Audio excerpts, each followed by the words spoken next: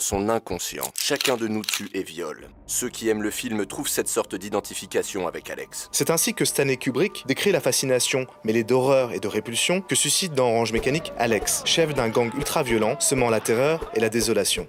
Au IVe siècle avant Jésus-Christ, Aristote, déjà, au sujet de tragédies n'ayant rien à envier aux films cultes de Kubrick en matière de viol, de crime, d'inceste, notait le paradoxe suivant.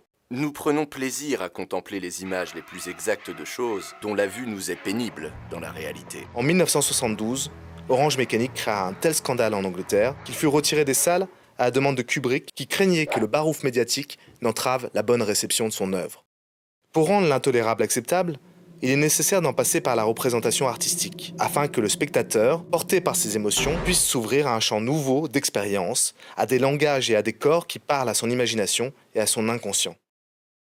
Offrant des scènes d'une rare violence, la réussite du film reposait sur un principe aussi vieux que l'art, la catharsis.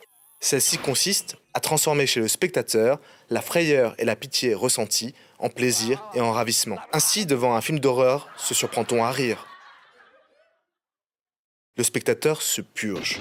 Pris en tenaille entre ses désirs intimes, ses pulsions et les règles sociales, il se libère de ses angoisses en confiant le soin au héros de transgresser les interdits, de s'affranchir de la morale.